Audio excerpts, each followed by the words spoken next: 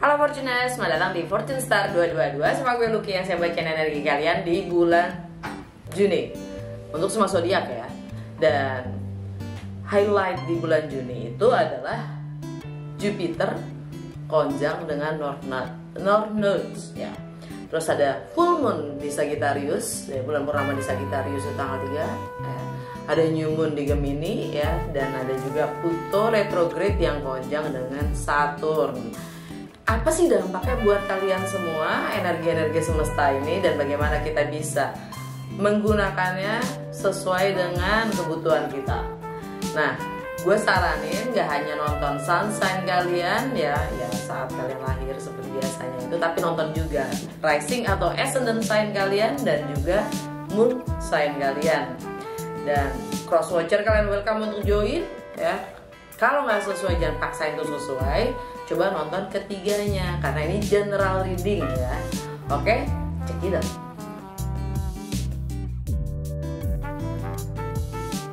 Hai Pisces. Hai Pisces. Langsung aja ya kita ke bacaan kalian di bulan Juni ya. Petunjuk apa sih? Nah, nggak fokus. Gue mulai dari ini dulu. Apa namanya nih? The Literary Witches Oracle Card. Ya. Fokus Pisces di bulan Juni apa sih? Satu kartu aja.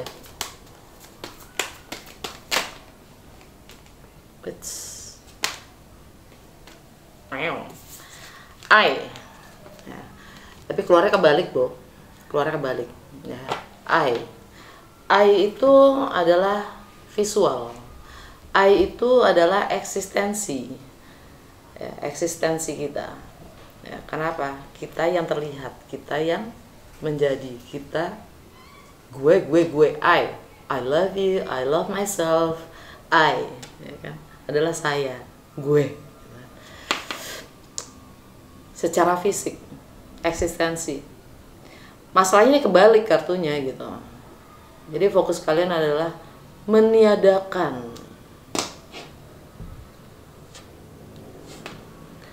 melepas apapun itu keterikatan diri kalian terhadap apapun yang terlihat lah. Kalian mungkin fokusnya adalah nggak bodo amat lah, kelihatan nggak kelihatan gitu kan. Eksistensialisnya kalian lepaskan juga.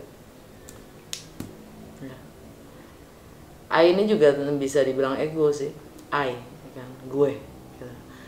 Kalian melepaskan ego itu sendiri. Fokus kalian di bulan Juni. Langsung kita ke Lucky Tarot ya. Lucky Tarot. Gua akan buka 6 kartu aja. Lagi-lagi ini general reading. Jangan lupa nonton moon sign dan juga rising atau ascendant sign kalian. Jadi kalian dengan menonton ketiganya, kalian bisa lebih menyesuaikan pada situasi kalian masing-masing yang mana berbeda. Ya, kalau masih belum jelas juga, itu di box description gue di bawah ada nomor WA gue. Kalian tinggal bus aja apapun pertanyaan kalian. Oke, kali ini gue buka 6 kartu. Ya, petunjuk apa yang Pisces perlu ketahui untuk di bulan Juni?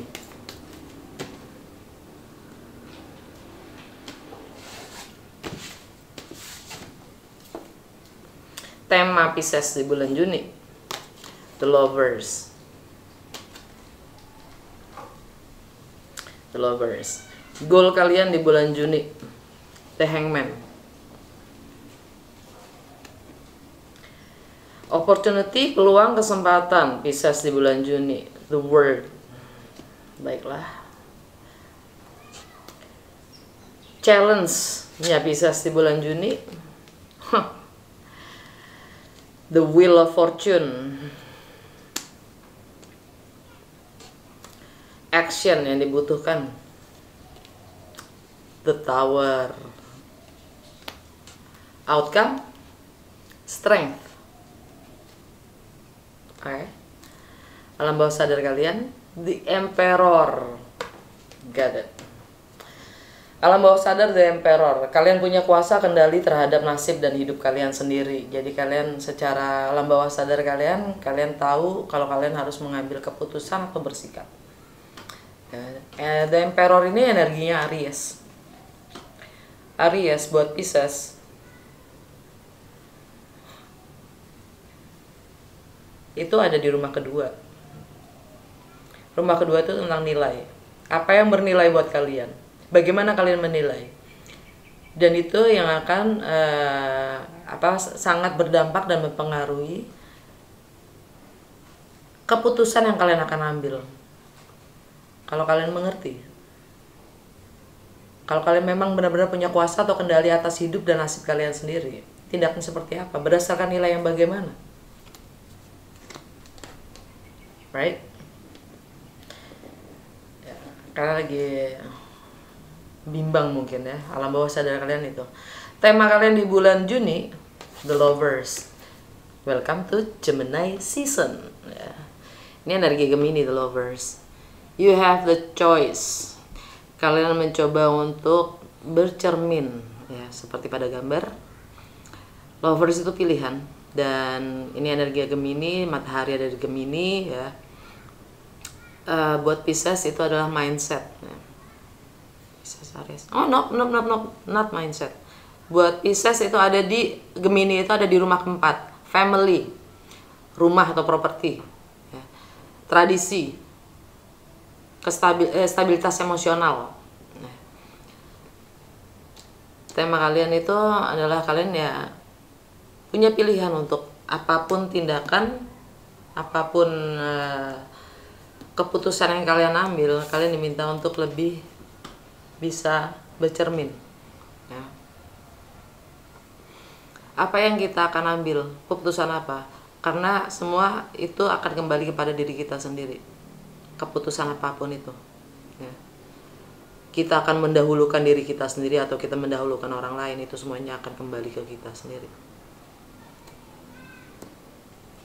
Dan di tanggal 11 ya, tanggal 11 Merkuri masuk ke Gemini, ke rumahnya sendiri. Jadi it's going to be loud, massive gitu.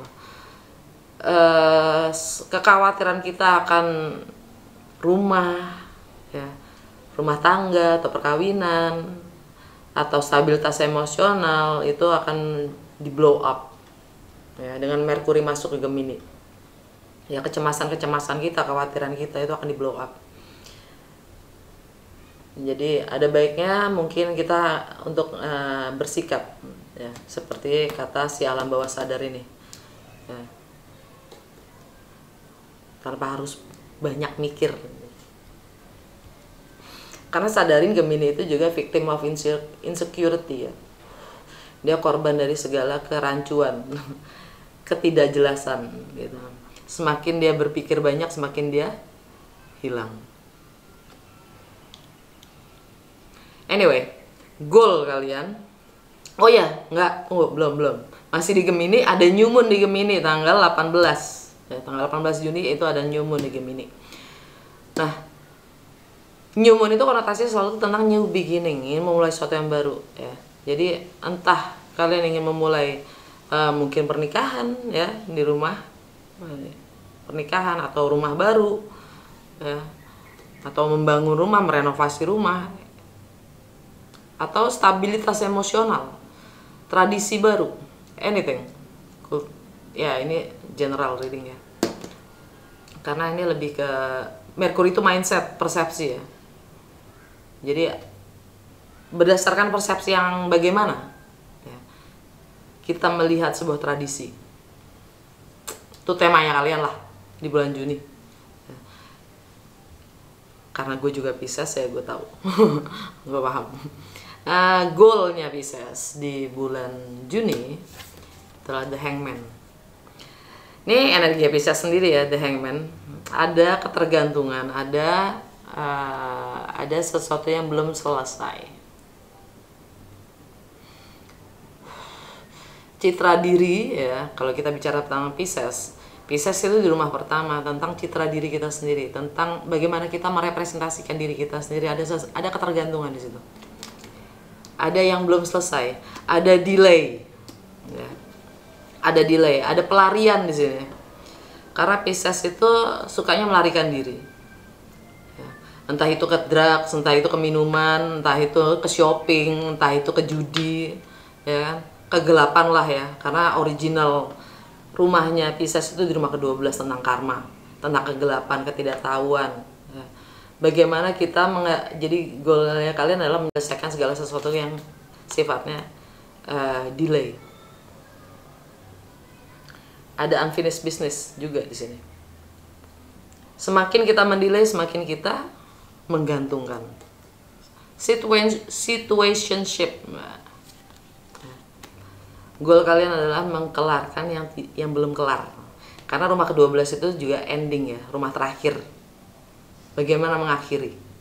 Jadi ada sesuatu yang harus kalian akhiri tapi kalian menunda. Jadi goal kalian adalah mengakhiri yang sudah seharusnya diakhiri. Oke, energi Pisces di situ ada Saturn ya. Saturn itu karma duniawi dan Neptune juga di Pisces. Neptune itu visi, mimpi, ya ilusi, ideal. Bagaimana kita secara spiritual grounded. Jangan terlalu halu. Ya, dengan citra diri kita sendiri. Oke. Kesempatan atau peluang Pisces di bulan Juni, the world. Energi Saturn yang ada di Pisces juga. Energi karma duniawi kita. Hal-hal yang membatasi kita, hal-hal yang mengikat kita. Balik lagi di sini. Karena Saturn ada di Pisces ya kan, balik lagi ke situ. Bagaimana kita melampaui batasan-batasan kita, ya. Ini langsung gue ya ke kartu keempat karena di sini energi Jupiter. Bagaimana kita melampaui batasan-batasan kita itu energi Jupiter. Bagaimana kita menghadapi karma duniawi kita sehingga kita mendapatkan berkah spiritual dari Jupiter. Ya. Expansion, planet keberuntungan, laki, planet of luck, laki. Yep. Anyway, bagaimana kita melampaui karma duniawi kita? Ya, jangan terlalu halu dengan citra diri kita sendiri. Ya, jangan terlalu sok ideal, ya kan? Karena Saturn itu memang dia suka memfilter apa sih, ya visi, mimpi atau halusinasi kita itu. Istilahnya mimpi kita itu grounded nggak sih gitu, membumi nggak sih, bisa direalisasikan nggak sih? Kalau nggak ya udah itu halu, cut it out gitu, kelarin. Karena tugasnya Saturn itu membuat kita lebih membumi, ya kan? Disiplin dan tanggung jawab itu kesempatan loh, bukan challenge ya. Karena challenge-nya itu di saat kita bisa melampaui apapun itu yang mengikat kita. Entah itu sekedar ilusi kita sendiri, idealnya tuh harus bagaimana, ya kan?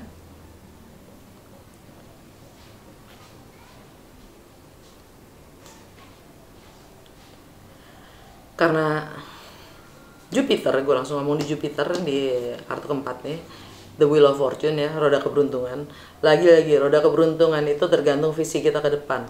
Jupiter itu ruler planetnya Sagittarius ya, tapi juga Pisces. Secara tradisional Jupiter itu ruler planetnya Pisces, tapi secara modern dia memang di Sagittarius ya. Nah, by the way, Jupiter sekarang ada di Taurus. Buat Pisces itu ada di rumah ketiga Taurus. Itu tentang persepsi, mindset, komunikasi ya, bagaimana kita bisa melampaui batasan-batasan itu. Jadi kalian diminta untuk mengkomunikasikan. Kelarin itu. Nih, apapun yang sifatnya jadi toksik, bentar. Sesuatu yang harus dikelarin tapi kalian delay. Karena kalian merasa itu seharusnya begini, harusnya begitu gitu kan. Jadi kalian punya kesulitan untuk menyelesaikannya gitu. Karena kan emang di dunia ini kita kan harus gini, siapa yang harusin? Sesuai nggak sama jati diri kita? Atau itu cuma sekadar pencitraan lo harus begitu?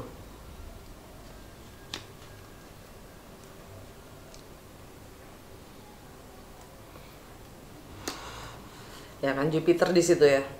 Jupiter di Taurus bersama dengan Uranus, yaitu keunikan atau jati diri kita sendiri. Uranus itu pemberontakan. Uranus itu ya sampai tahun 2026 tetap di Taurus, dan North Nodes juga di Taurus, yaitu fokus kita tentang pembaruan ya. Karena North Nodes ada di Taurus ya, artinya South Nodes-nya ada di Scorpio. Scorpio buat Pisces itu ada di rumah ke-9, travel. South Nodes itu adalah yang membatasi, yang mengikat kita untuk maju lebih ke, untuk bisa melangkah ke depan. Karena tujuannya adalah di North Nodes. Untuk pemikiran, persepsi yang jauh lebih evolutif lah bahasanya. Menyadari pemahaman-pemahaman lama kita, yaitu South Node, Scorpio, entah itu travel, ya kan? Entah itu apapun itu perbedaannya, ya. Entah itu foreigners, entah itu ya segala sesuatu yang asing yang ya gue ngerti. Karena lagi-lagi gue juga Pisces. Gue juga sekalian baca buat diri gue ya, gue paham. Jadi sesuatu yang memang udah selayaknya kalian tinggalkan di belakang ya, sudah saatnya kalian tinggalkan untuk bisa lebih melangkah ke depan untuk mencapai tujuan atau destinasi kalian. Keterikatan, kemelekatan di belakang itu udah saatnya kita lepaskan. Karma duniawi kita tuh. Contoh ya, kalau gue memang udah lama di travel gitu kan, kalau gue udah lama di travel, ya kan, 19 tahun gue di travel, tapi sekarang saatnya gue melepaskan apapun itu yang udah lama banget menjadi bagian dari gue, yang harus gue lepaskan. Karena sekarang gue baca tarot kan, kenyataannya gitu ya. Langsung aja, contoh kasus ya. Kalau enggak, gue nggak akan bisa maju ke depannya gitu loh. Karena masih terikat dengan pemahaman gue yang lama, yang mengikat gue, travel itu sendiri, nah, kan? Ya enggak? Ya, Jupiternya gue, ya gue akan mendapatkan berkah spiritual kalau gue bisa melepaskan itu semua. Seperti fokusnya si Pisces nih kan, kebalik ya. Eksistensialismenya itu atau egonya itu harus dilepaskan. Baiklah, gue paham. Gue nggak ngerti, mungkin dari kalian juga bisa. Lagi-lagi nih general reading ya. Gue ngomong gue sebagai contoh kasus di sini. Action yang dibutuhkan, Mars. The Tower, sesuatu yang sifatnya mendadak, mengejutkan. Bukan hal yang biasanya kalian lakukan, yang biasanya kita lakukan, sehingga mengejutkan orang-orang di sekitar kita atau bahkan diri kita atau semesta kita atau sekitar kita, yang membuat sesuatu itu menjadi sesuatu yang wow gitu, sesuatu yang ngagetin gitu. Ada sesuatu yang ngagetin di luar biasanya gitu, dengan energinya The Tower. The Tower ini energinya Mars ya. Mars ada di Mars ada di Leo, baiklah. Mars ada di Leo buat Pisces, ya. Buat Pisces. Ya, ini dalam kesehari-harian. Kalian diminta untuk kalian diminta untuk menyadari akan adanya perubahan-perubahan ya dalam kesehari-harian, rutinitas atau kebiasaan-kebiasaan kalian sendiri, atau bagaimana kalian melayani orang lain. Entah itu kalian sendiri yang melakukan tindakan yang mengejutkan itu, atau itu berangkat dari orang lain. Serem amat. Oke. Kayak ancaman bu jadinya. Terus outcome ya. Strength. Ini energi Leo nih, lagi-lagi energi Leo ya. Out. Dan Venus masuk ke Leo tanggal 5, meninggalkan Cancer. Baiklah, meninggalkan Cancer, masuk ke Leo. ya kalian akan diminta untuk membangun kepercayaan diri, ya, kekuatan dari dalam diri kalian sendiri untuk bisa mengekspresikan, mengungkapkan dalam keseharian kalian sendiri untuk sesuatu yang pengorbanan ini, ya, pelarian, delay ini itu sudah tidak relevan, ya. Karena itu akan menjadi toxic. Harus dikelarin soalnya. Jangan ada ketergantungan. Karena kalau kita tidak menyelesaikan sesuatu yang harus kita selesaikan, itu jadinya toxic bentar. Ungkapkan, lakukan.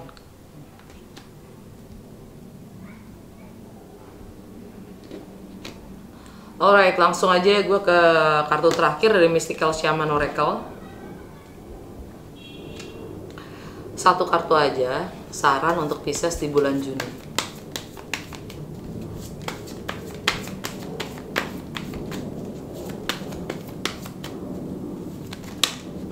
Ih, nyabak banget, semuanya kebalik. Nggak lucu.